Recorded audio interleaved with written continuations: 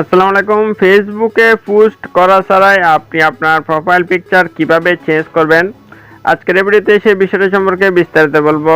যদি ভিডিওটা আপনি শুরু থেকে শেষ পর্যন্ত দেখেন তাহলে আপনি স্টেপ বাই স্টেপ সমস্ত বিষয়টা বুঝতে পারবেন। এই জন্য আপনাকে যে কাজটা করতে হবে, আপনাকে ফেসবুকে আসার পর আপনি আপনার ফেসবুক প্রোফাইলে চলে যাবেন। জাস্ট আমি আমার ফেসবুক প্রোফাইলে চলে যাচ্ছি। অলরাইট, ফেসবুক প্রোফাইলে আসার পর এখানে আপনাকে যে কাজটা করতে হবে, আপনাকে আপনার প্রোফাইলের উপর আপনাকে প্রোফাইলে যে পিকচার রয়েছে এটার উপর আপনাকে ক্লিক করতে হবে। এটার উপর ক্লিক করলে দেখতে পাচ্ছেন চয়েস প্রোফাইল পিকচার নামে একটা অপশন রয়েছে, দেখতে পাচ্ছেন চয়েস প্রোফাইল পিকচার। জাস্ট এটার উপর আপনাকে ক্লিক করতে হবে। এটার উপর ক্লিক করে দিলে আপনার যে ফেসবুকের আপনার গ্যালারিতে যত ছবি রয়েছে সমস্ত ছবি এখানে শো করবে।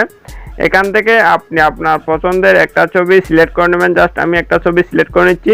এভাবে আপনি আপনার পছন্দের ছবিটা সিলেক্ট করার পর এখানে অসংখ্য অপশন রয়েছে, দেখতে পাচ্ছেন।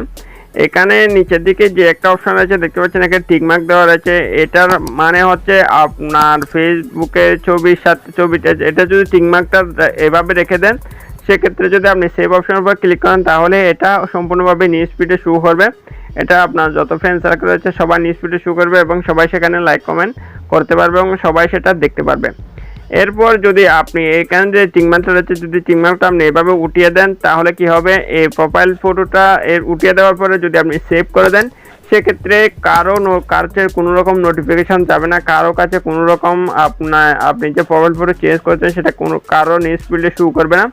এবং কেউ যদি চায় যে আপনার প্রোফাইলটা ভিজিট করবে, ভিজিট করে যদি আপনার প্রোফাইলের উপর ক্লিক করে যদি আপনার প্রোফাইলের ছবিটা সে দেখতে চায়, ক্লিক করে তাহলে সে দেখতে পারবে।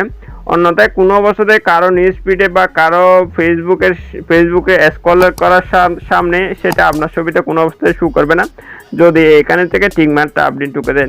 এখানে সম্পূর্ণভাবে বলে দিয়েছে share your update to feed, দেখতে পাচ্ছেন, মানে share your update to feed মানে যদি আপনি টিকমার্কটা তুলে দেন তাহলে কারো নিউজ ফিড এটা সম্পূর্ণভাবে শেয়ার করবে না। এরপরে যদি আপনি এখানে এই প্রোফাইল পিকচারের সাথে কিছু যদি লিখতে চান, সেক্ষেত্রে আপনি এখানে কিছু লিখতে পারবেন। এটার উপর ক্লিক করলে আপনার কিবোর্ডটা ওপেন হয়ে যাবে। আপনি যা মন চায় বা যা আপনার লেখার দরকার তা লিখবেন। লেখার পরে যদি সেভ অপশনের উপর ক্লিক করেন সেটা সম্পূর্ণভাবে সেভ হয়ে যাবে। এখন মূলত কথা হচ্ছে, আপনি এই যে টিকমার্কটা যদি দিয়ে আপনি সেভ করে দেন, সেক্ষেত্রে সবার কাছে আপনার ছবিটা শো করবে।